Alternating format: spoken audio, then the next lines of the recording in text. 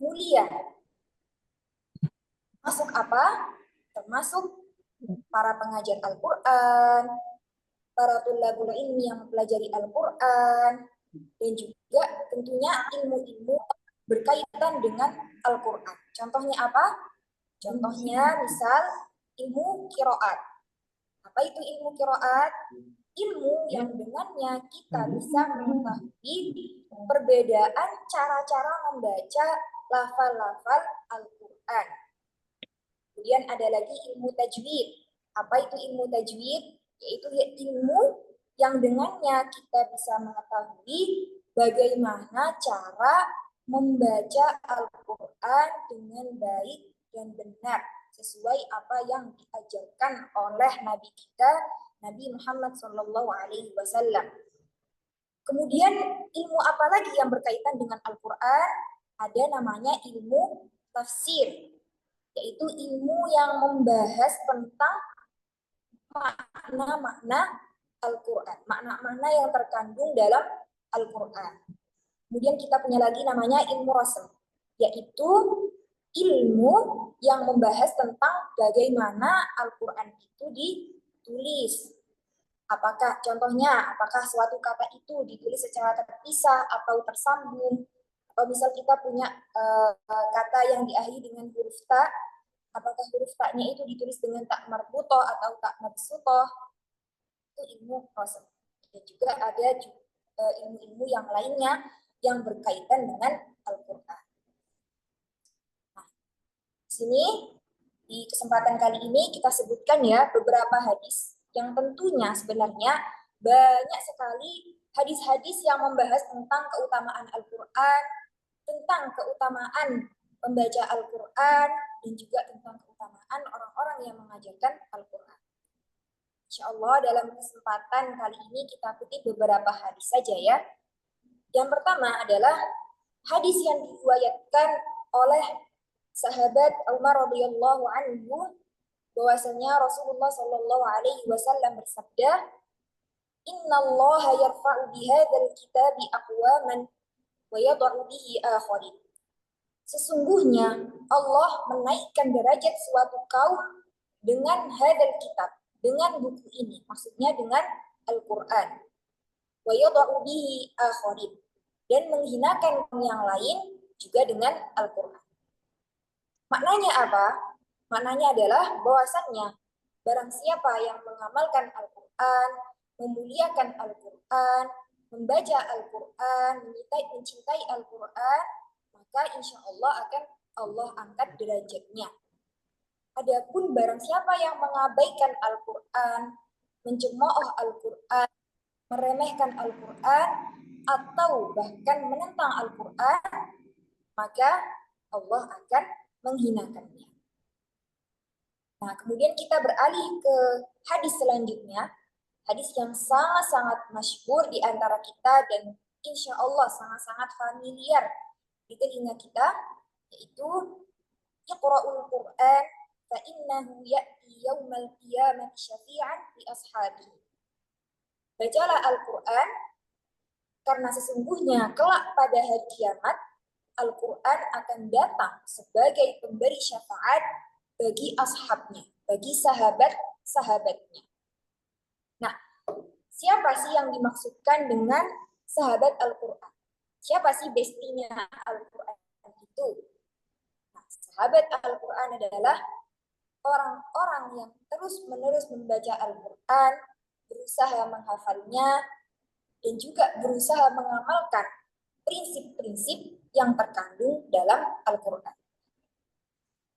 Seperti yang dikatakan oleh Imam Nawawi rahmatullahi alaihi tentang siapakah yang kelak akan mendapatkan syafaat Al-Quran, dia berkata, Man yudawimu ala qiraatihi. Siapa yang membaca Al-Quran dengan konsisten, wa ya'ishu ma'ahu, hidup bersama Al-Quran, wa ya'malu bihi, dan mempraktekkan apa-apa yang terkandung dalam Al-Quran. Nah, salah satu guru saya di Mesir sini, Syekh Ahmad Mansur, beliau merupakan salah satu pengajar ilmu qiraat di Masjid Al-Azhar, dalam salah satu majelisnya, beliau menyampaikan kepada kami tentang dahsyatnya, tentang agungnya syafaat Al-Quran. Beliau mengutip hadis Rasulullah Sallallahu Alaihi Wasallam, "Ma min syafi'in afdalu manzilatan 'inda Allah yaumal qiyamati min al-Qur'an, la nabiyyun wala malakun wala ghairu." Tidak ada pemberi syafaat yang lebih mulia kedudukannya di sisi Allah pada hari kiamat kelak selain Al-Quran. Tidak seorang nabi, tidak malaikat, dan juga tidak yang lainnya. Maknanya apa? Maknanya adalah syafaat Al-Quran adalah syafaat yang paling mulia. Bahkan lebih mulia daripada syafaatnya nabi, daripada syafaatnya malaikat, apalagi syafaat yang selainnya. Dia kemudian menjelaskan, bahwasanya Al-Quran merupakan satu-satunya syafaat yang bisa menghalangi penerimanya dari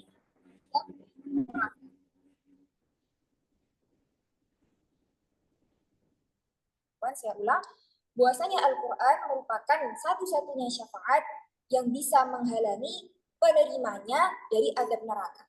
Jadi sebelum masuk neraka, penerima syafaat Al-Quran ini sudah dilindungi dari azabnya. Berbeda dengan syafaat-syafaat yang lain. Syafaat yang lain mungkin mengeluarkan penghuni neraka dari neraka menuju surga. Akan tetapi syafaat Al-Quran sebelum penerima syafaat ini masuk neraka sudah dilindungi dahulu. Insya Allah dari 3 hadis yang kita sebutkan ini kita semakin paham, kita sudah ingat lagi apa sih kemuliaan Al-Quran itu. Apa sih yang mendorong kita untuk terus belajar dan juga mengajarkan Al-Quran. Rasulullah Shallallahu Alaihi Wasallam bersabda, "Khairukum man ta'allama al-Qur'ana wa 'allamahu." Sebaik-baik kalian adalah yang belajar Al-Quran wa 'allamahu dan juga mengajarkannya. Lantas, apakah cukup bagi seseorang untuk mengajarkan Al-Quran hanya karena ia bisa membacanya? Itu jawabannya tidak. Kalau kita lihat lagi hadis yang baru saja kita baca, khairukum, sebaik-baik kalian. Nah, dengan pujian khairukum ini, sebaik-baik kalian, tentunya orang yang mendapatkan pujian ini, yaitu pelajar Al-Quran dan pengajar Al-Quran, memerlukan kualifikasi dan standar khusus tersendiri. Karena pujian yang didapatkan bukan main-main ya, pujiannya yaitu khairukum, sebaik-baik kalian. Ustazah, suaranya agak tersendat. Oh iya, sekarang sudah terdengar jelas? Iya, alhamdulillah Ustazah. Nah, saya ulangi lagi, apakah cukup bagi seseorang untuk mengajarkan Al-Quran hanya karena ia bisa membacanya? Tentu jawabannya tidak. Kalau kita lihat di hadis yang sebelumnya kita sebutkan, khairukum, sebaik-baik kalian. Ini pujian yang sangat-sangat luar biasa ya. Tentu orang yang mendapatkan pujian ini, yaitu pelajar Al-Quran, man ta'allama Al-Quran, wa 'allamahu, dan juga pengajarnya, perlu standar-standar dan kualifikasi khusus sehingga bisa mendapatkan pujian ini. Pujian khairukum, sebaik-baik kalian.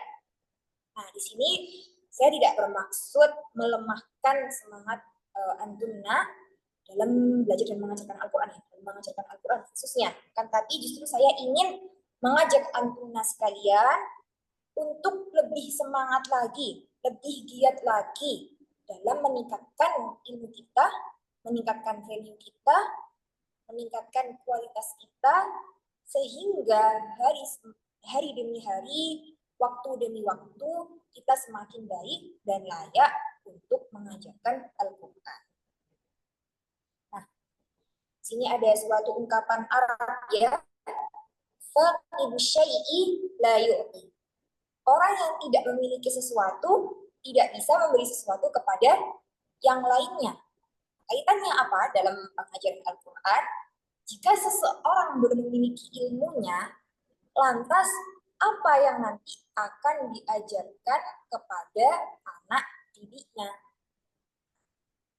Ini semua sesuai dengan prinsip dasar agama Islam.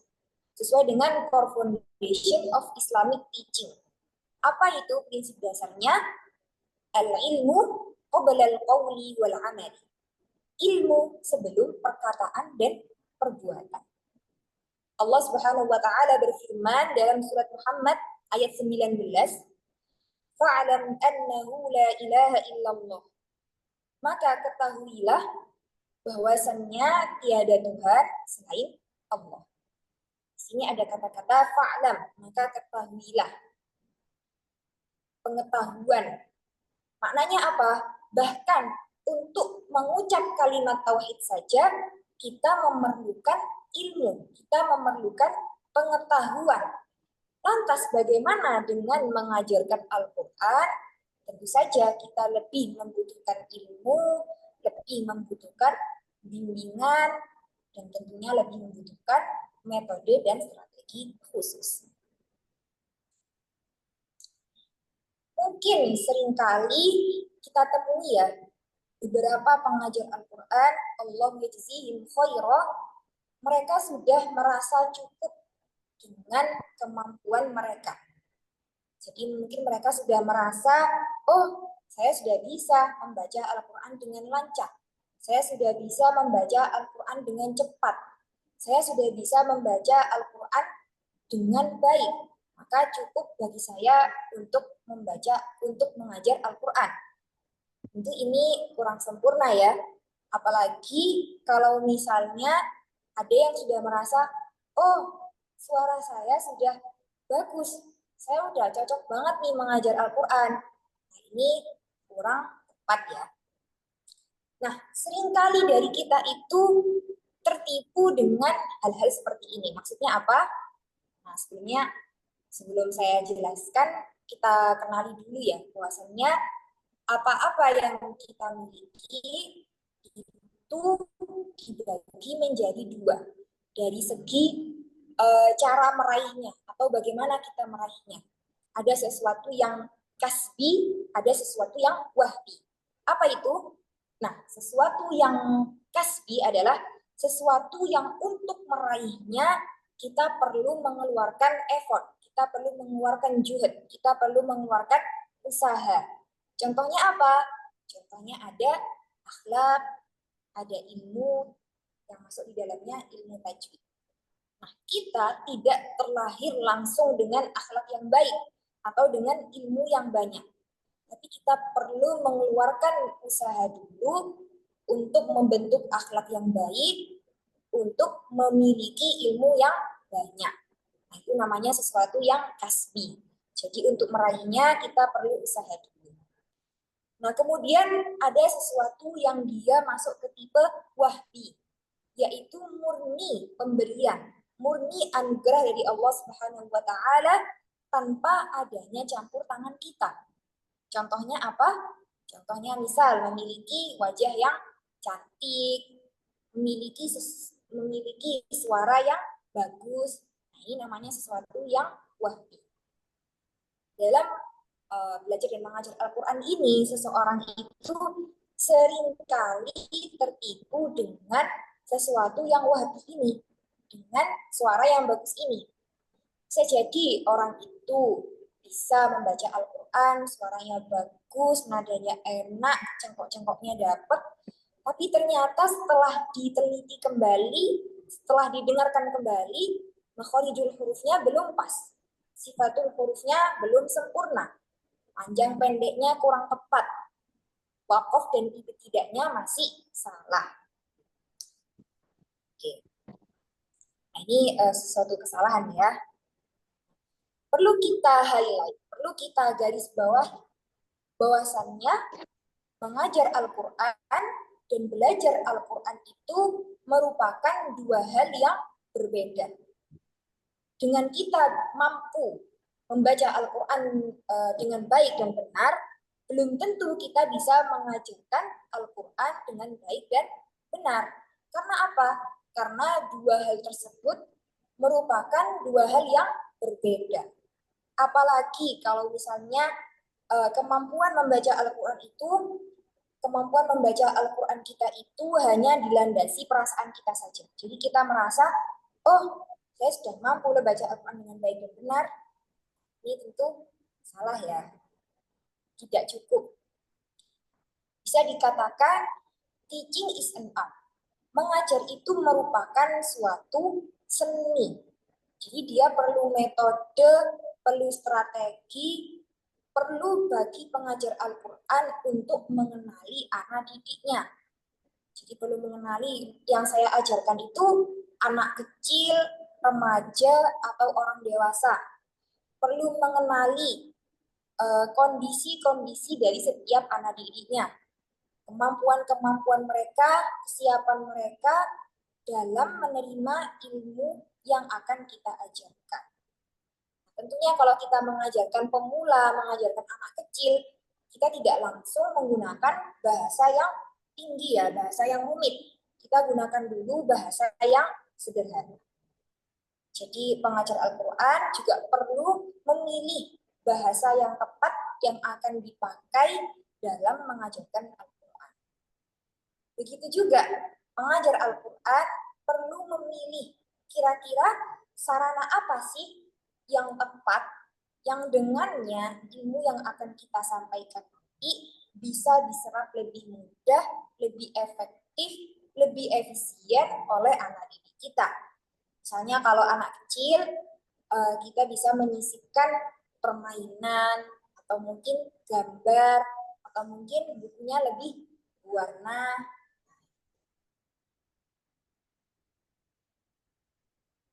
Jadi pengetahuan kita tentang Al-Quran, kemampuan kita dalam membaca Al-Quran saja itu tidak cukup. Kita perlu menguasai cara-cara mengajarkannya. Nah, terlebih lagi yang kita akan ajarkan itu merupakan marja atau referensi kita dalam hidup sebagai umat muslim yang baik. Kalau misal dalam ilmu akuntansi, misal kita salah dalam menghitung rumus atau mengajarkan rumus penghitungan, maka bisa berakibat fatal. Misalnya laporan keuangannya salah, terus perusahaannya bangkrut. Atau mungkin dalam ilmu arsitektur, kita salah mengajarkan teorinya, sehingga mungkin kelak nanti ketika akan membangun bangunan, salah menghitung rumus, jadinya bangunannya tidak kokoh. Nah, ini berakibat fatal. Apalagi yang kita ajarkan, yang akan kita ajarkan adalah Al-Quran. Sesuatu yang akan menjadi referensi kita dalam hidup. Tentunya jika kita salah dalam mengajarkannya, akan berakibat sangat-sangat fatal. Karena apa? Karena Al-Quran merupakan referensi kita, kitab pedoman kita. Nah, kita lanjut. Tentunya dalam mengajarkan Al-Quran itu tidak hanya meluruskan bacaan saja. Akan tetapi perlu bagi kita untuk mengajarkan pemahaman atau isi dari Al-Quran tersebut. Knowledge ya, perlu kita ajarkan pemahamannya, makna-makna yang terkandung dalam Al-Quran. Dan juga apa? Perlu kita tanamkan adab terhadap aturan terhadap Al-Quran tersebut, etika terhadap Al-Quran. Dan apalagi perlu bagi kita untuk menumbuhkan rasa cinta anak didik kita kepada Al-Quran dan juga bagaimana kita bisa berakhlak sesuai yang diajarkan Al-Quran. Jadi mengajarkan Al-Quran itu nggak hanya meluruskan atau memperbaiki bacaannya saja, tapi juga memberikan pemahaman tentang apa-apa yang dikandung dalam Al-Quran, menanamkan adab dan etika terhadap Al-Quran, menumbuhkan rasa cinta kepada Al-Quran dan tentu saja bagaimana kita berakhlak sesuai yang diajarkan dalam Al-Quran. Jadi Al-Quran itu tidak hanya sebagai buku atau naskah yang kita baca sehari-hari, tetapi menjadi bagian, menjadi pedoman dalam hidup kita. Nah, dikisahkan ibunda kita Sayyidah Aisyah radhiyallahu anha, ketika itu beliau ditanya tentang akhlak Nabi kita, Nabi Muhammad sallallahu alaihi wasallam. Beliau menjawab, kana khuluquhul Quran. Akhlaknya itu Al-Quran. Masya Allah. Jadi di sini jawabannya sangat-sangat singkat, mudah dibaca, mudah dihafal, mudah disampaikan, akan tetapi pengamalannya sangat-sangat berat. Nah, jika seorang guru hanya terfokus pada perbaikan bacaan saja, maka hasilnya kurang sempurna. Kenapa? Karena bisa jadi anak didiknya mungkin sudah lancar baca, tajwidnya sudah bagus, tapi ternyata dalam dirinya, alhamdulillah, belum tertanam cinta, belum tertanam rasa cinta terhadap Al-Quran, belum memiliki adab-adab terhadap Al-Quran. Nah, perlu diingat ya bahwasannya segala sesuatu itu milik Allah Subhanahu wa Ta'ala, termasuk ilmu tajwid, termasuk ilmu Al-Quran. Nah, oleh karena itu, karena ilmu ini milik Allah, kita mintanya ke siapa? Kepada yang memiliki ilmu ini, kepada Allah Subhanahu wa Ta'ala. Nah, jadi pengajar Al-Quran tidak bisa hanya mengandalkan kemampuannya saja, mengandalkan pengetahuannya saja, tapi perlu melibatkan Tuhannya, perlu melibatkan Allah Subhanahu wa Ta'ala, perlu meningkatkan spiritualitasnya, perlu berdoa agar diberi pemahaman, diberi kemudahan dalam mengajarkan Al-Quran, sehingga apa-apa yang diajarkan itu bisa diserap dengan mudah oleh anak didiknya dan juga bermanfaat untuk orang lain ya, di dunia dan juga di akhirat. Nah, insya Allah dari sini kita sudah bisa menggambarkan ya secara umum kira-kira apa saja sih yang mendorong kita untuk belajar dan juga mengajarkan Al-Quran. Apa saja sih yang dibutuhkan pengajar Al-Quran, tidak hanya pengetahuan saja ya, tapi perlu spiritualitas juga. Kita beralih ke topik selanjutnya, yaitu kesalahan-kesalahan yang banyak terjadi di sekitar kita, terlebih di lingkup para pengajar Al-Quran. Nah, sebenarnya banyak sekali kesalahan-kesalahan yang terjadi di lapangan.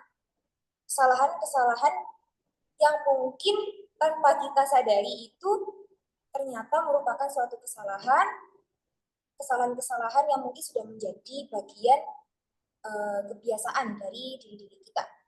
Nah, di sini kita sebutkan sebagian saja ya. Yang pertama, merasa cukup dengan ilmu yang dimiliki. Jadi ketika pengajar Al-Quran merasa cukup dengan kualitas dia, dengan apa-apa yang dia miliki, dengan pengetahuan yang dimiliki. Nah, ketika dia merasa cukup, maka dia cenderung susah untuk menerima perbaikan, susah untuk menerima kebenaran. Jadi dia stuck sama pengetahuannya, stuck sama ilmunya. Tidak berusaha meningkatkan pemahamannya lagi, meningkatkan ilmunya lagi, tidak ya. Nah, ini berakibat fatal tidak hanya pada diri dia saja, tapi pada anak didik yang dia ajarkan. Jadi ilmunya ya sampai di situ saja, tidak nambah-nambah. Itu kesalahan yang pertama. Kemudian kesalahan yang kedua adalah ketika para pengajar Al-Quran ini hanya terfokus pada istilah-istilah tajwid. Misalnya, ketika seorang guru Al-Quran hanya mengajarkan murid Nun sukun dan tanwin itu hukumnya ada 4. Ikhfa, idgham, idhar, iqlab. Kalau nun sukun itu hukumnya ada 3. Ada idhar syafawi, ada ikhfa syafawi, ada idgham mimi atau idgham syafawi. Nah, ketika itu murid-murid terfokus pada istilah-istilah tajwid saja, terfokus pada menghafalnya saja. Idhar, ikhfa, gunnah, idgham, iqlab dan sebagainya. Akan tetapi hakikatnya murid-murid tadi tidak memahami maksud dari masing-masing istilah tajwid tadi. Jadi murid-murid tidak tahu apa sih ikhfa hakiki itu, apa saja sih huruf-hurufnya, kapan kita harus membaca kata-kata dalam Al-Quran dengan ikhfa hakiki, dan kenapa sih ketika ada hukum ikhfa kita harus memberikan dengung. Di situ murid-murid masih belum paham. Kenapa? Karena gurunya hanya fokus pada pengajaran istilah-istilah tajwid. Nah, jadi di sini murid hanya mengetahui sebagian dari teori tajwid tadi. Akan tetapi sebagian yang lain, sebagian besar dari teori tajwid yang lain belum dikuasai, apalagi mungkin prakteknya. Itu kesalahan yang kedua. Nah, kita kasih contoh lagi ya. Misal, ketika seorang guru itu hanya mengajarkan idgham, tapi nggak ngasih pengertiannya. Oh, idgham itu biguna dan ada biguna, tapi nggak dikasih tahu pengertian idgham itu apa, maknanya idgham itu apa. Jadi murid hanya menghafal, kemudian menghafal contoh-contohnya, akan tetapi kalau udah mulai masuk dalam membaca Al-Quran, mulai praktek ke Al-Qurannya langsung, masih belum bisa mempraktekkan dari ilmu-ilmu tadi, dari istilah-istilah tadi.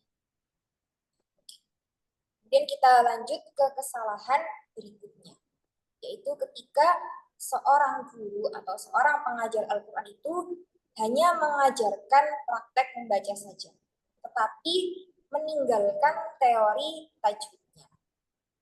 Kita beri contoh, misal ketika seorang guru itu melafalkan lafal Al-Quran ya, kata-kata dalam Al-Quran dalam suatu talaki. Contohnya, min qablikum, min qablikum. Nah, ketika itu pengajar tadi atau guru tadi meminta muridnya, meminta anak didiknya untuk mengulangi apa yang dibaca. Bismillah bisa mengikuti apa yang dilafalkan oleh guru tadi dengan benar dan baik. Min qablikum. Nah, tetapi guru tadi meninggalkan teori tajwidnya, tidak menjelaskan hukum apa sih yang sebenarnya terjadi dalam kata min qablikum, sehingga murid tidak tahu bahwasannya pada kata min qablikum tadi sebenarnya ada hukum yang namanya ikhfa hakiki, yang dimana harus dibaca dengan gunnah. Kemudian lebih lanjut lagi, murid tidak bisa membedakan kenapa sih min qablikum itu gunnahnya tebal, kok nggak seperti min turobin yang gunnahnya tipis. Nah, murid tidak bisa mengetahui dan membedakan ini semua ya. Kira-kira kenapa kok di sini gunnahnya dibaca dengan tebal? Perlu diketahui bahwasannya gunnah itu dari segi tafkhim dan tartibnya, ini saya selipkan sedikit ilmu tajwid ya. Jadi gunnah dari segi tafkhim, dari segi tebalnya dan juga tipisnya, tartibnya itu mengikuti huruf yang setelahnya. Kalau huruf setelahnya itu huruf isti'ala, huruf yang tebal, maka gunnahnya dibaca dengan tebal, dengan tafkhim. Min qablikum, bukan min qablikum, bukan. Akan tapi kalau huruf setelah nun sukun tadi merupakan huruf yang ghairu musta'lin atau huruf murakkab, huruf yang tipis, maka gunnahnya dibaca dengan tipis, dibaca dengan tarkik. Contohnya min turabin, min turabin. Nah ini seperti yang dikatakan oleh Syekh As-Samanudi dalam bait nazamnya, Warrawmu kal wasli wa tatsba'ul alif ma qablaha wal 'aksu fil ghanni. Raum itu hukumnya seperti wasol. Huruf alif atau alif mad tabi'i itu dari segi tebal tipisnya mengikuti huruf yang sebelumnya, berkebalikan dengan gunnah di mana dari segi tebal tipisnya dia mengikuti huruf setelahnya. Jadi kalau alif mad tabi'i, alif mad itu tadi tebal tipisnya mengikuti huruf sebelumnya, tapi kalau gunnah itu kebalikannya, tebal tipisnya itu mengikuti huruf setelahnya. Kita kembali lagi ke materi yang kita bahas di webinar ini ya, yaitu kesalahan-kesalahan yang banyak terjadi. Kita lanjut ke kesalahan berikutnya, yaitu membiarkan anak didik terus-menerus dalam kesalahan. Jadi mungkin beberapa dari kita sudah melihat, oh anak didik kita, murid kita udah lancar baca Qur'annya loh. Baca Qur'annya udah bisa cepet, lancar, nggak tersendat-sendat. Tapi ternyata setelah didengarkan lagi, setelah diteliti ulang, makhorijul huruf dan sifat hurufnya belum pas. Panjang pendeknya belum pas. Jadi mungkin mat wajib mutasil yang harusnya dibaca 4 atau 5 harokat, malah dibaca 2 harokat.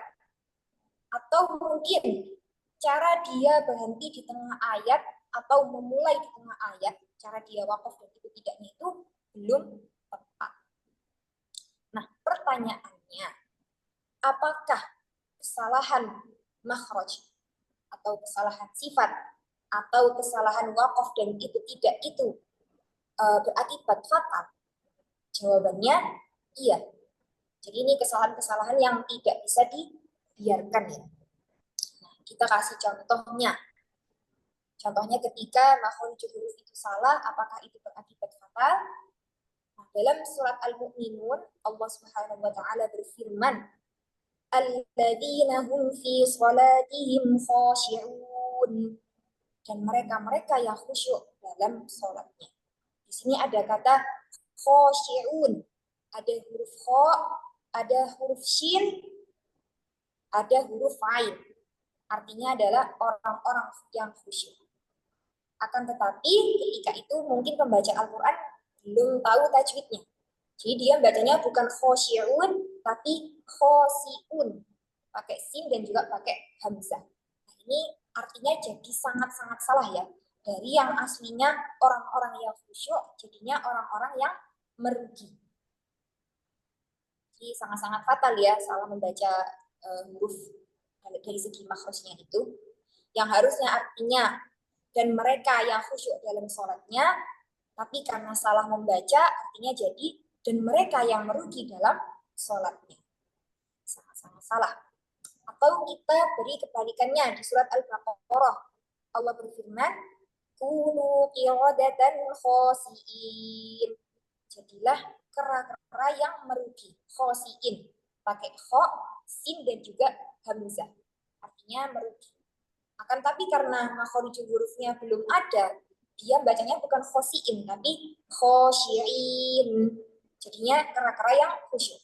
Nah, tentu ini sangat-sangat salah dan berakibat fatal. Kenapa? Karena merubah makna dari Al-Quran. Makna yang dimaksudkan dari Al-Quran tadi.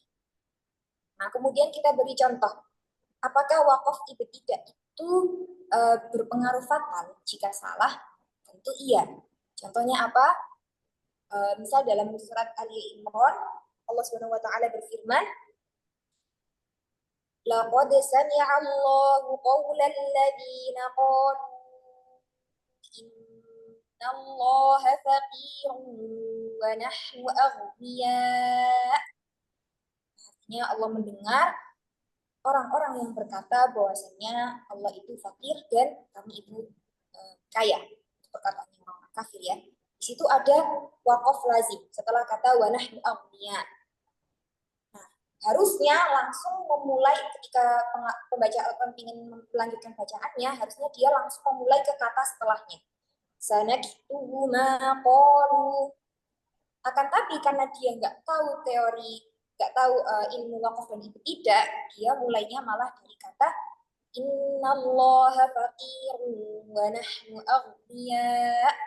Seolah-olah dia mengisbatkan, seolah-olah dia menetapkan, seolah-olah dia setuju bahwasannya Allah itu fakir dan kami itu miskin, dan kami itu kaya. Alhamdulillah min dzalik. Jadi makna yang diberi itu nggak sesuai dengan muradullah, nggak sesuai dengan makna yang diinginkan oleh Allah Subhanahu wa taala. Dan tentu akibatnya sangat-sangat fatal. Kita beri contoh lagi dalam surat Al-An'am, Allah berfirman, Innama yastajibul ladina yasma'un. Jadi sudah waqaf lazim. Dilanjut, wal mauta yab'atsuhumullah.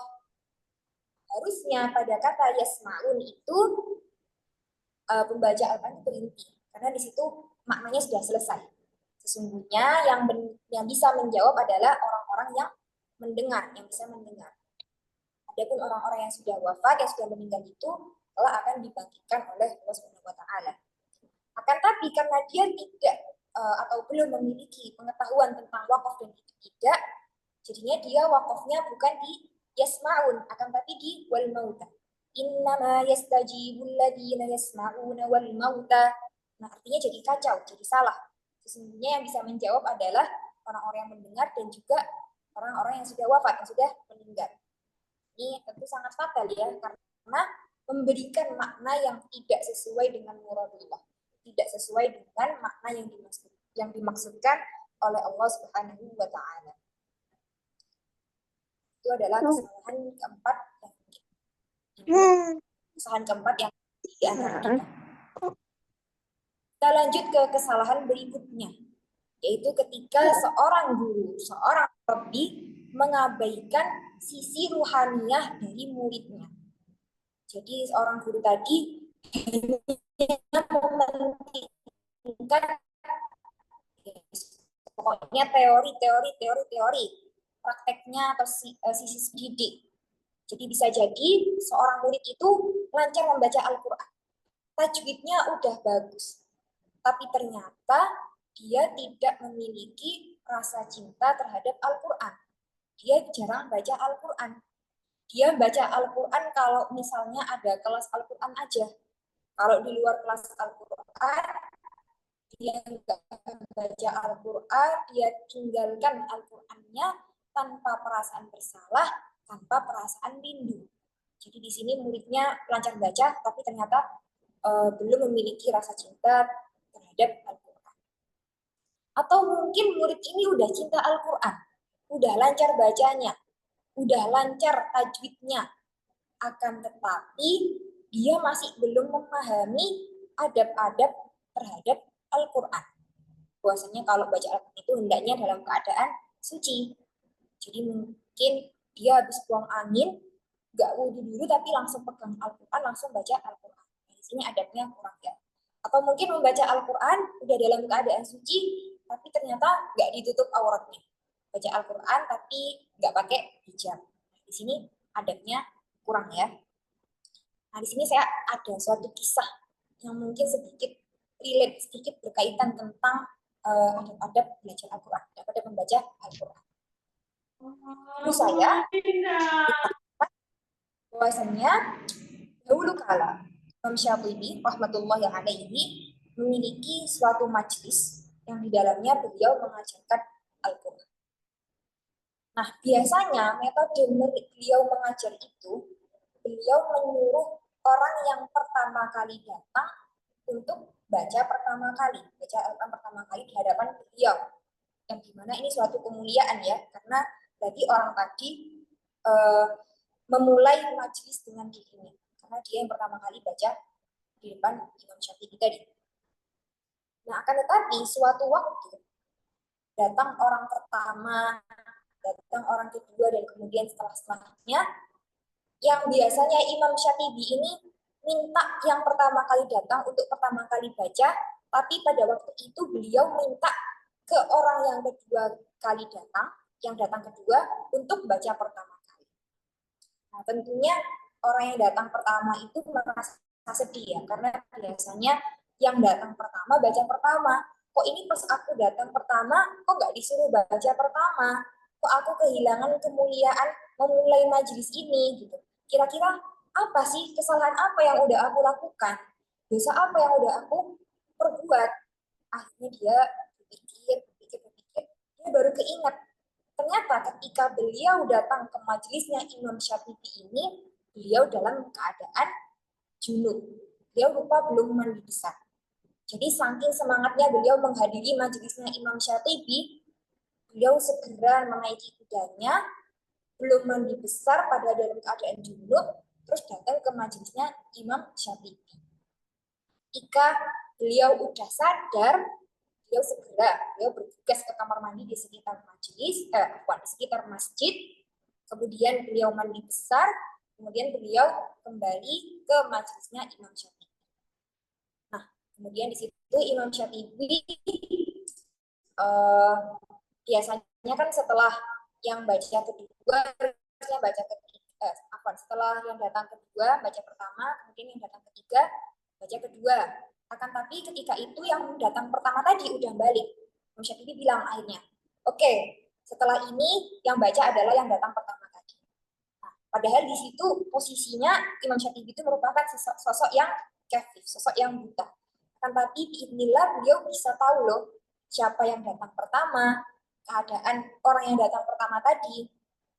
Kalau yang dikatakan Syekh Zakaria Al-Ansari rahmatullahi alaihi, guru dari Imam Syafi'i rahimahullah, bahwasanya orang-orang yang alim, orang yang solih itu diberi Allah keistimewaan di mana dia itu bisa melihat keadaan orang lain ya. Maksudnya apakah dia itu sedang dalam hadas kecil ataupun hadas besar. Kalau dalam hadas kecil, maka beliau-beliau tadi ini diberi keistimewaan bisa melihat rumah atau kegelapan di wudhunya, di bagian-bagian anggota-anggota wudhunya. Kalau dalam keadaan hadas besar, beliau-beliau ini bisa beliau ini diberi keistimewaan Allah untuk melihat adanya kegelapan di sekujur tubuhnya. Oke, sampai sini aja ceritanya. Kita kembali lagi ke materi. Maka dari sini penting sekali bagi kita ya untuk meningkatkan spiritualitas kita dan juga menyentuh sisi ruhaniyah dari murid kita. Dengan harapan bismillah dengan meningkatkan spiritualitas tadi kita bisa menyentuh sisi ruhaniyah dari murid kita. Sehingga apa?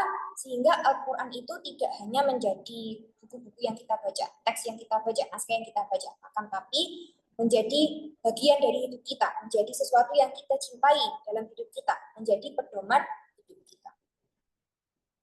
Nah, akhwat dan ummahat yang dimuliakan oleh Allah, yang semoga dirahmati oleh Allah, kalau kita rangkum ya, beberapa kesalahan yang kita sebutkan ini, sebenarnya penyebabnya atau dasarnya itu satu, yaitu ketika pengajar Al-Quran belum memiliki metode, belum memiliki strategi dalam mengajarkan Al-Quran.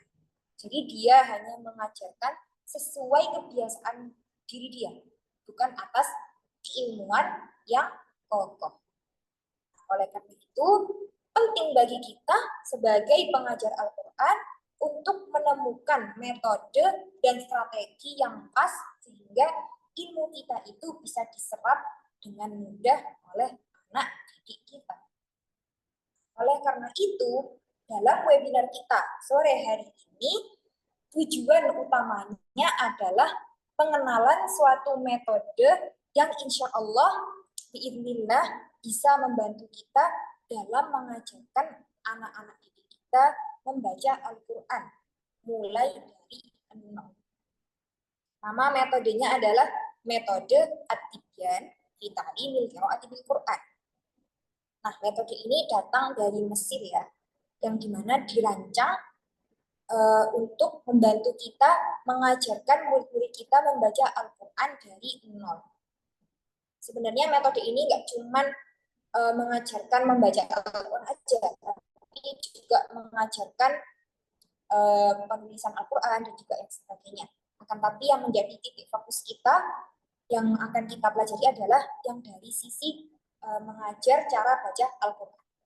Itu namanya Kutubul Qiraah. Jadi seri cara baca Al-Quran itu.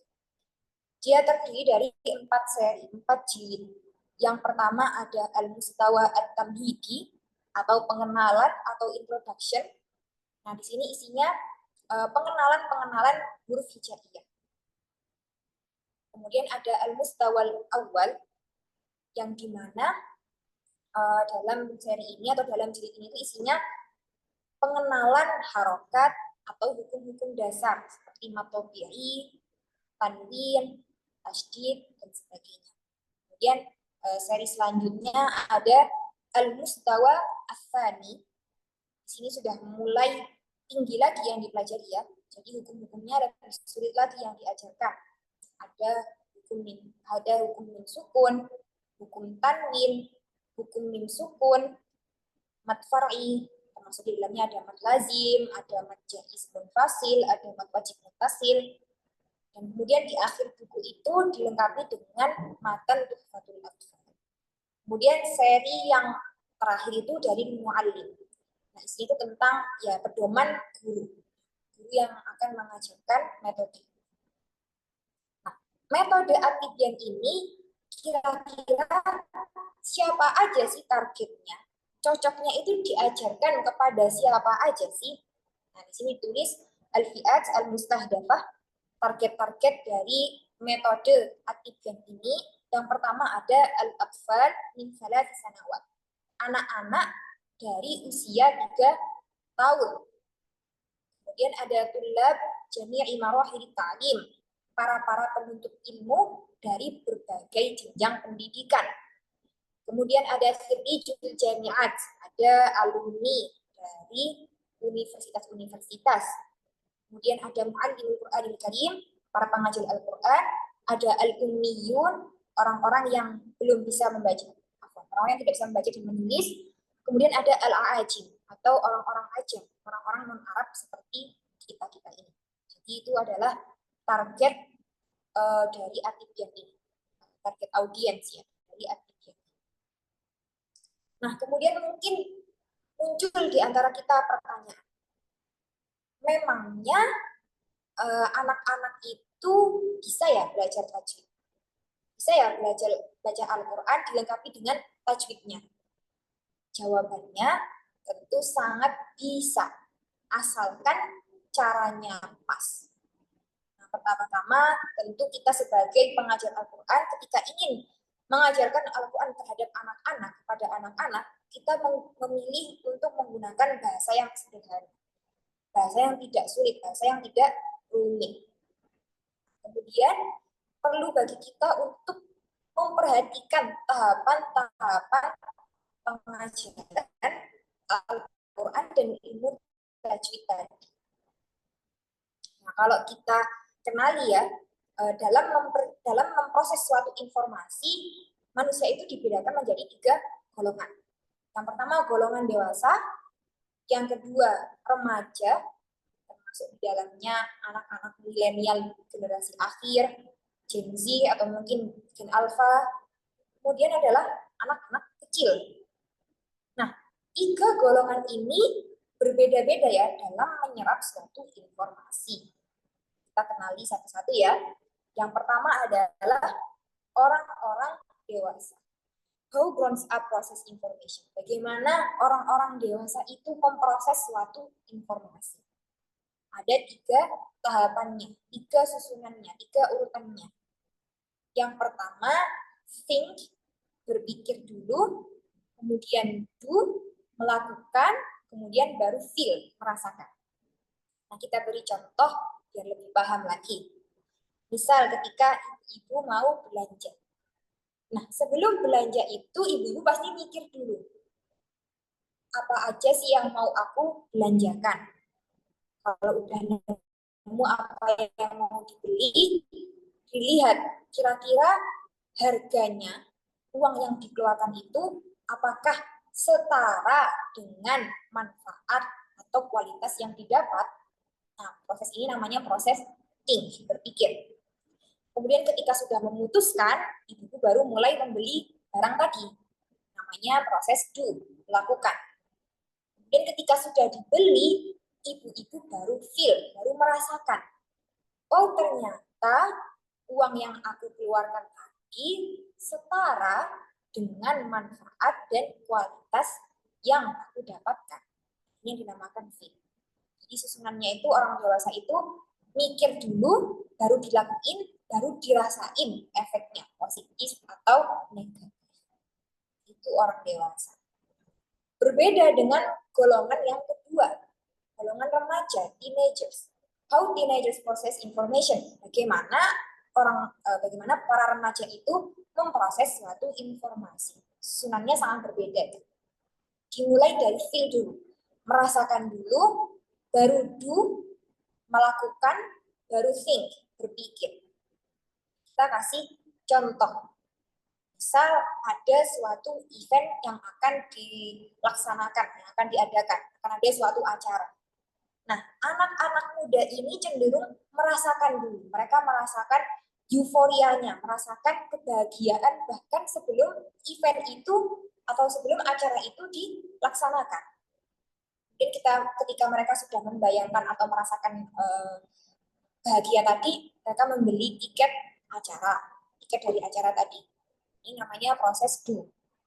Setelah mengikuti acara, atau mungkin ketika mengikuti acara itu mereka baru think, baru berpikir, oh ternyata acara yang aku ikuti ini sedikit manfaatnya, hanya buang-buang tenaga, buang-buang waktu, buang-buang uang. Nah, jadi mereka tadi awalnya hanya merasakan kebahagiaan karena mungkin banyak yang ikut acara ini, akhirnya mereka mengikuti acara ini, do. Kemudian mereka baru think, baru berpikir, ternyata mungkin sisi negatifnya lebih banyak daripada sisi positifnya. Itu cara remaja memproses informasi, memproses suatu informasi. Oleh karena itu mungkin banyak kali kita dapati dari mayoritas remaja ya, mereka itu cenderung FOMO, fear of missing out. Jadi cenderung ikut-ikutan oleh apa yang terjadi di sekitar mereka. Itu golongan yang kedua. Kemudian kelompok yang ketiga adalah kelompok anak-anak. How children process information. Bagaimana anak-anak itu memproses suatu informasi. Susunannya sangat-sangat berbeda dengan dua golongan yang tadi sudah kita sebutkan ya. Yang pertama ada do, feel, think. Jadi mereka itu melaksanakan dulu, baru merasakan, baru berpikir. Kita beri contoh biar semakin paham. Contohnya ketika ibu-ibu bilang ke anak-anak, nak, nanti jangan lari-lari ya, lantainya licin, nanti kamu bisa jatuh terus sakit. Ketika menerima informasi tadi, menerima larangan tadi, anak-anak itu bukannya langsung mematuhi atau langsung berpikir kira-kira emang kenapa sih, enggak, atau langsung merasakan, enggak. Tapi dia malah melakukan dulu, melakukan larangan tadi. Disuruh jangan lari, malah lari. Nah, itu proses do ya. Ternyata karena lantainya licin, dia terjatuh. Akhirnya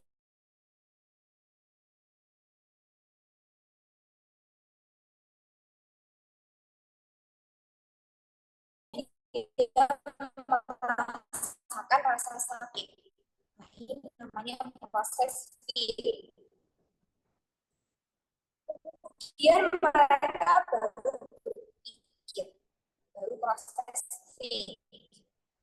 Mereka baru berpikir bahwasanya bener loh, kalau misalnya aku dan aku bakal merasakan sakit yang akan kita usung ini, yang akan kita tengok lagi kalau kita pelajari nanti insya Allah kita sedikit ya gimana metode Tipian terakhir. Sebenarnya metode Tipian itu udah sangat-sangat sesuai dengan fitrah anak kecil menerima informasi, fitrah anak kecil dalam belajar. Dimana dalam metode Tipian itu anak-anak itu dimulai dari pengenalan nama-nama huruf dan juga meminta mereka untuk mengikuti atau membeo apa yang diucapkan oleh pengajarnya. Ini yang dinamakan dengan sudah sesuai kan. Kemudian metode Tipian ini tidak meninggalkan sisi emosional anak, sehingga anak-anak itu setelah tadi mengikuti apa yang gurunya ucapkan, dia merasa senang.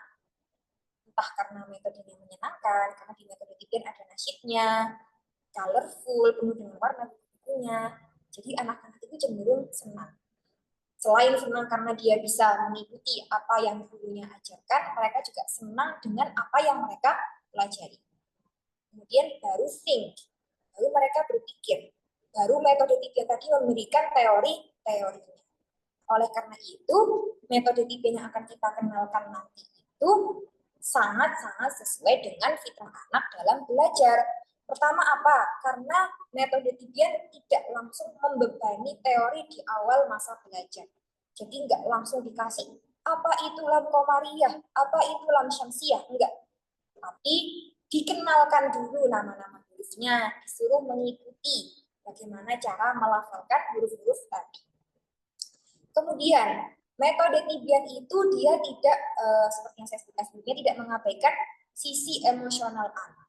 Jadi metode Tibian itu dirancang emang untuk anak-anak, di mana di sana ada gambar-gambar, bukunya penuh warna, ada nasyidnya. Nah ini kan menyenangkan ya buat anak-anak.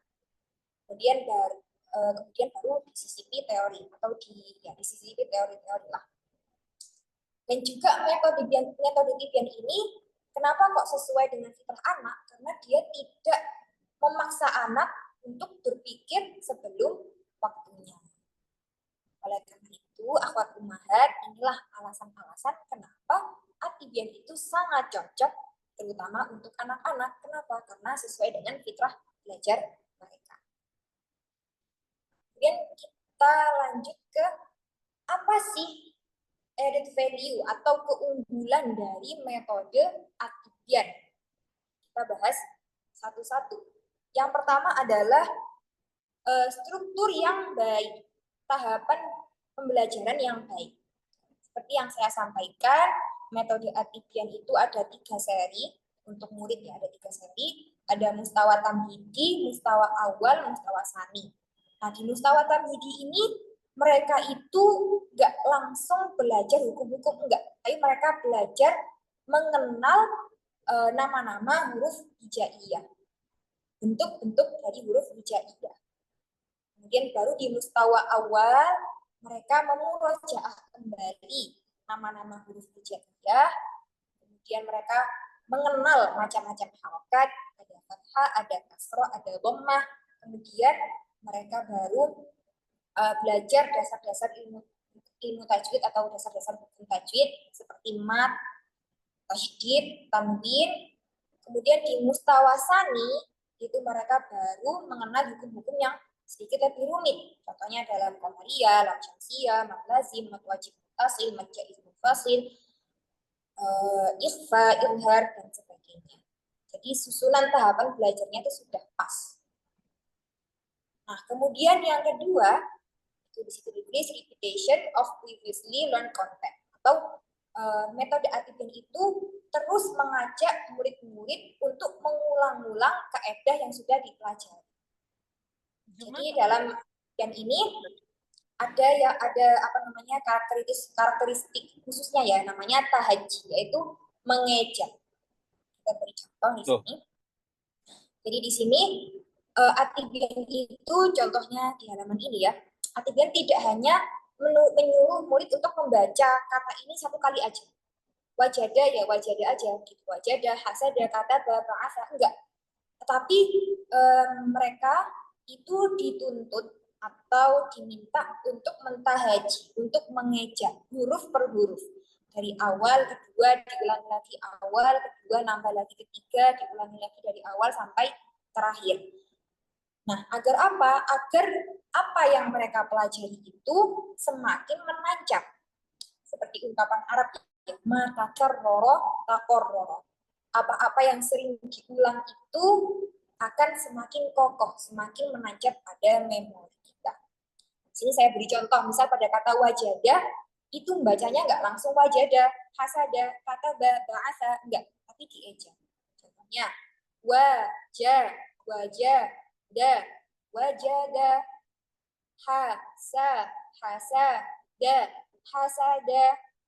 Atau kita beri contoh yang 2 kata, di akhir itu ahada asyara. Dia nggak langsung ahada asyara, itu enggak, tapi diulang-ulang. Biar huruf-huruf tadi itu semakin menempel di memori kita, memori anak-anak. Contohnya, aha, da, ahada, asyara, baru diulang dari awal, ahada asyara. Nah, itu namanya tahajjud atau mengeja. Jadi mengulang-ulang kembali apa-apa yang sudah diajarkan. Begitu pula hukum-hukumnya juga. Misal di awal dipelajari matopi'i, maka sampai akhir nanti matopi'i ini akan terus diusung, akan terus dibawa. Agar apa? Agar semakin melekat pada memori murid-murid kita. Itu kelebihan yang kedua. Nah, kelebihan yang ketiga adalah, the examples derived from the Holy Quran. Contoh-contohnya itu diambil langsung dari Al-Quran. Jadi real dari Al-Quran. Jadi kata-kata yang dikutip itu ya ada dalam Al-Quran. Kalau kita lihat metode lain, mungkin banyak atau beberapa katanya itu bukan kata-kata Al-Quran atau bahkan bukan bahasa Arab. Nah, di sini kita lihat, misal di sini ada kata ya, itu bukan kata Al-Quran ya, dan mungkin juga bukan bahasa Arab. Atau ada kata na, itu juga bukan kata dari Al-Quran, bukan atau bahkan bukan bahasa Arab. Akan tetapi metode At-Tibyan, dia itu contoh-contohnya itu diambil dari kata-kata Al-Quran langsung. Contohnya wajada, hasada, wadakaraka, wawajadaka. Semua kata-kata ini ada dalam Al-Quran. Itu keunggulannya. Jadi nanti ketika udah belajar At-Tibyan, nanti insya Allah ketika baca Al-Quran itu ingat, oh iya, ada loh ini di buku At-Tibyan. Kenapa? Karena contoh-contohnya diambil dari kata-kata Al-Quran. Nah, kemudian keunggulan setelahnya apa? Referring to Rasul Utsmani. Sesuai dengan Rasul Utsmani. Jadi di sini kalau kita perhatikan penulisan lafal-lafal Al-Qur'annya itu ya sudah sesuai dengan Rasul Utsmani. Mungkin banyak dari metode lain yang tidak seperti ini ya. Kita beri contoh, misal pada kata balighu. Sebenarnya bisa aja kita tulis, di situ ada alif ya, alif mat setelah kata ba. Bisa saja kita tulis itu alifnya berdiri sendiri. Ba, terus alif berdiri sendiri, spasi, lam, ghoin gitu. Akan tetapi enggak, di sini ditulis bahwasannya alifnya itu ditulis kecil di atas ba, bukan berdiri sendiri. Kenapa? Karena Rasul Utsmani menulisnya seperti itu. Karena standar kepenulisan Al-Quran atau Rasul Utsmani itu menulis dalam Al-Quran itu alifnya ditulis kecil di atas huruf ba. Nah, kalau kita perhatikan ya, di bawah di situ ada kotak hijau. Di situ kita sebagai pengajar At-Tibyan nanti hendaknya memperhatikan perbedaan-perbedaan bentuk-bentuk alif dan bagaimana menuliskannya. Kemudian kita juga diminta untuk menjelaskan macam-macam penulisan ini kepada murid-murid kita. Contohnya di situ ada kata sania. Itu alifnya berdiri sendiri, tegak berdiri sendiri. Kemudian ada kata balighu. Alifnya ditulis kecil di atas huruf ba. Kemudian ada kata saja. Alifnya ditulis di atas alif maksurah. Ada kata solati. Alifnya ditulis di atas huruf waw. Atau mungkin penulisan huruf waw mat. Di situ ada kata ufi. Wawnya ditulis ya dengan ukuran yang sama dengan huruf yang lain ya.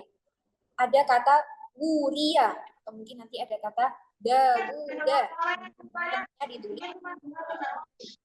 Semua ini sudah sesuai dengan kosem. Itu merupakan keunggulan dari metode At-Tibyan. Nah, sekarang coba kita lihat taspil tipis-tipis apa sih kira-kira isi dari metode At-Tibyan. Tiga seri itu tadi. Yang pertama ada al-mustawa at-tamhidi. Itu kita baru dikenalkan huruf hijaiyah dan namanya. Itu ada contohnya kayak mana, namanya alif, kemudian dilengkapi dengan nasyid yang bisa membantu anak untuk makin suka dengan pembelajarannya karena ada nasyid. Nasyidnya ini juga punya makna Islami, bermakna juga yang mengandung nilai-nilai Islam. Makanya di situ ada alifun qala Allah sam'an ta'ah ya Allah. Alifun, huruf alif itu pada kata qala Allah, Allah berkata, sam'an ta'ah, kami mendengar, kami taat ya Allah. Jadi di sini guru-guru itu bisa nasyid juga, bisa nyanyi, tapi juga memberikan makna Islam dari nasyid itu. Kemudian di sini di akhir dari buku itu disisipkan atau dimasukkan nama-nama huruf hijaiyah yang tentu yang benar secara lengkap. Nah, mungkin banyak dari kita bahkan yang sudah dewasa pun itu belum mengetahui nama huruf hijaiyah dengan benar. Beberapa dari kita mungkin ada yang bilang huruf zai itu namanya bukan zai tapi zain, ada nunnya. Nah itu salah ya, yang benar zai, nggak pakai nun. Atau mungkin ada yang bilang huruf shin itu bukan huruf shin tapi huruf sya. Huruf sya itu salah ya, yang benar huruf shin. Kan di awal-awal belajar itu dimulai dari pengenalan huruf hijaiyah. Itu di mustawa tamhidi. Nah, kemudian di mustawa sani atau di mustawa awal atau di juzul awal itu kita akan memurojaah kembali, meminta anak didik kita untuk mengulang-ulang kembali nama-nama huruf hijaiyah. Di sini ada daftar di sini ya. Kemudian kita mulai belajar macam-macam harokat, fathah, kasrah, dhammah. Kita belajar tabi'i, kita belajar tanwin, kita belajar kita belajar sukun, kita belajar tasydid. Jika tasydid itu disertai dengan harokat atau tasydid itu tadi disertai dengan tanwin, atau bagaimana sih kita berhenti pada huruf yang bertasydid. Kemudian di akhir ada contoh-contoh ayat Al-Quran yang bisa dibaca dengan tahajud atau dieja. Itu di juzul awal atau di mustawa awal. Kemudian di juz sani atau di mustawa sani kita mulai belajar hukum-hukum tajwid yang advance, yang lebih lanjut lagi. Seperti yang saya sebutkan sebelumnya, ada lam qamariyah, ada lam syamsiyah, ada ikhfa, idhar, idlab, idgham mimi, ikhfa syafawi, idhar syafawi, mad lazim harfi, mad lazim mukimi, dan sebagainya. Dan di akhir dari mustawa sani tadi, seperti saya sebutkan, ada matan tuhfatul atfal. Matan tuhfatul atfal itu adalah matan dasar untuk orang-orang yang ingin belajar tajwid. Mungkin bisa dipelajari dan juga bisa dihafalkan sama-sama dengan muridnya nanti. Adalah seri-seri dari At-Tibyan fi Ta'lim Qira'ah bil Qur'an. Nah, biar makin mantap lagi saya kasih contoh ya, bahwasannya metode ini itu sangat-sangat bisa dipelajari oleh anak kecil. Meskipun anak kecil tadi itu anak ajami atau anak ajam, orang non-Arab. Kita kasih video di sini.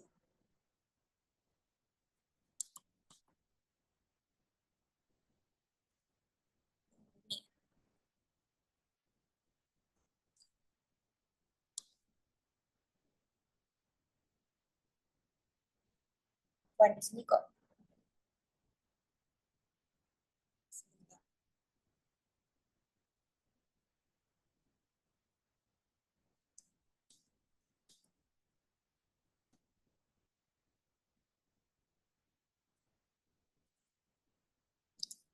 Sebentar saya carikan langsung dari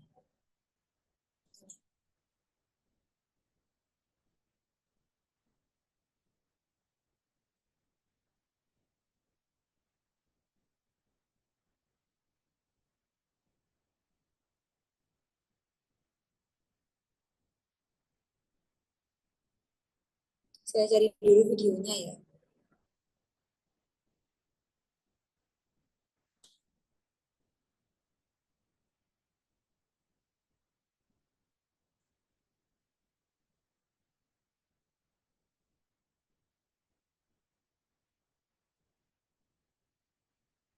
قل أعوذ برب الناس ملك الناس Suaranya terdengar nggak ya? إله الناس ساكنة فذكر نون ساكنة مدغمة بالنون المفتوحة يغن حلقتين الشاهد من التحفة والثاني إدغام بستة آتت يعملون عندهم قد ثبتت لكنها قسمان قسم يدغما بغنة بيعملوا لما ذا ألف مد طبيعي حركتان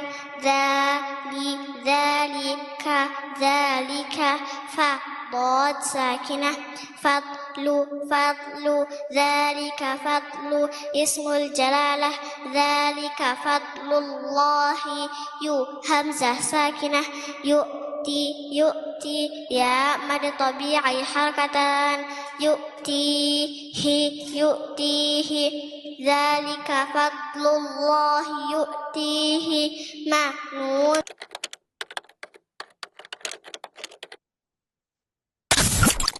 بالترتيل Tadi نرتقي. contoh dari anak-anak kecil Indonesia yang sudah bisa bahkan mentahaji mengeja Al-Quran dengan baik, membaca Al-Quran dengan baik dan juga bisa mengejanya.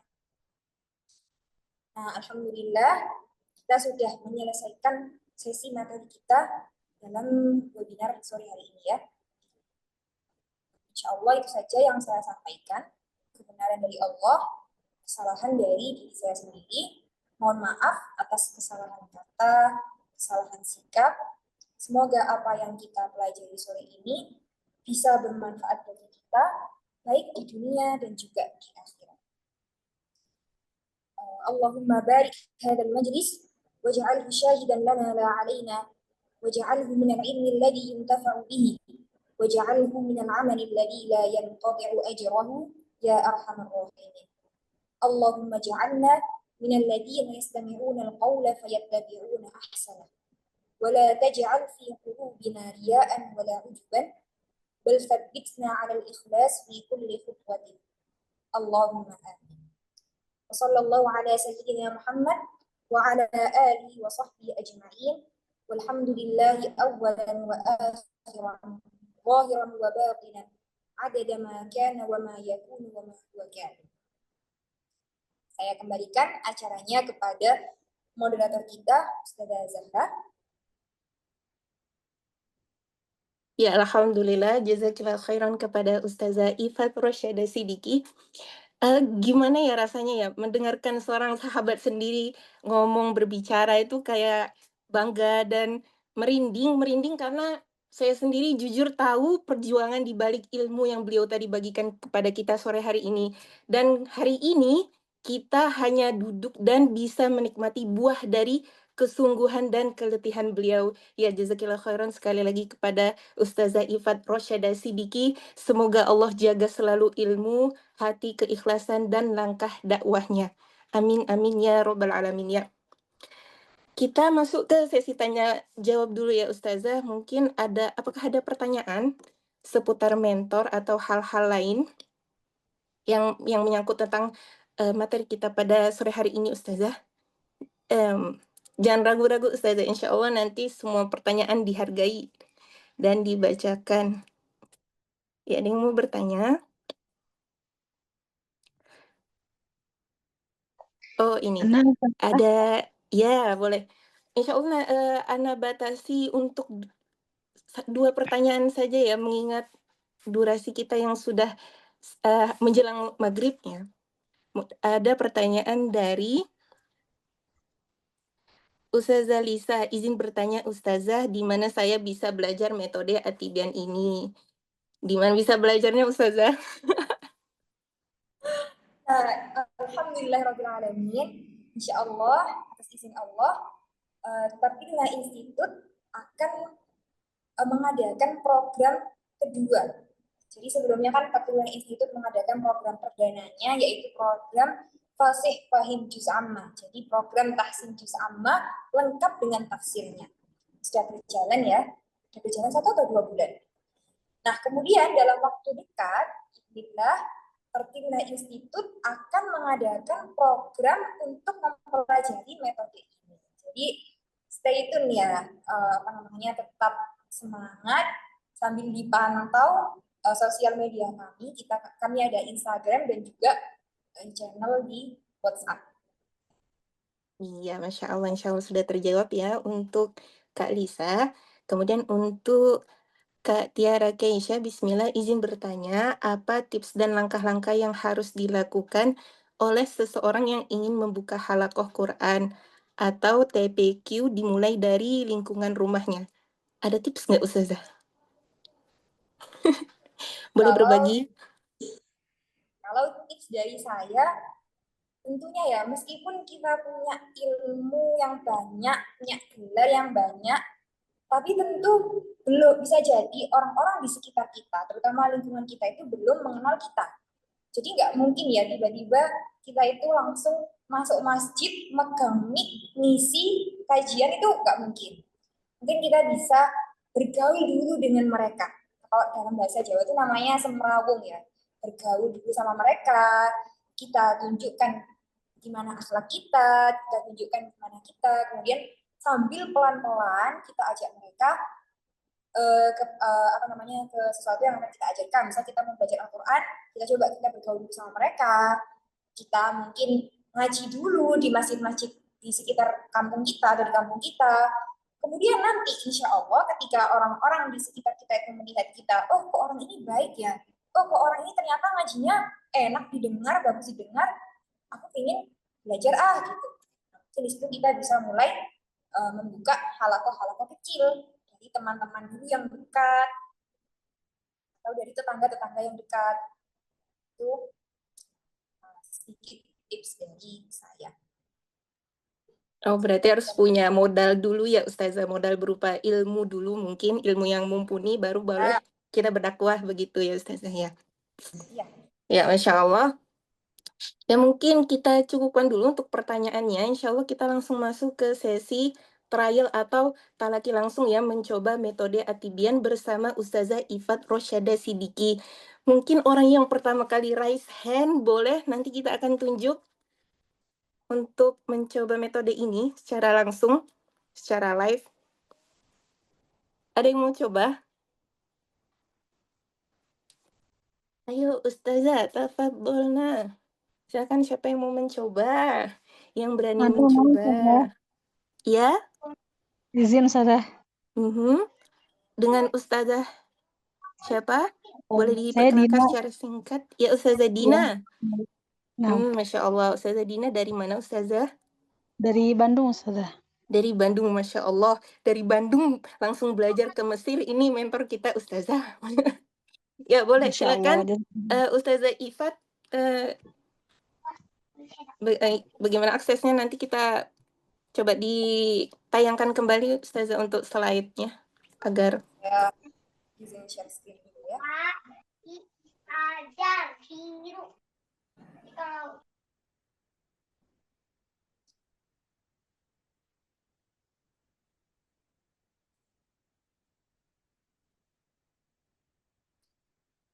Kita mulai dari yang dasar dulu ya, yang dia belum ada hukum-hukumnya, baru pengenalan harokat fathah. Mungkin saya beri contoh dulu, tuh baris nanti bisa kakak lanjutkan dari setelahnya. Saya beri contoh baris pertama yang warna kuning itu. Bismillah. Wajah, wajada. Hasada, hasada. Kataba, ba'atha. Nah, yang diulang yang kuningnya dulu, Ustazah ya.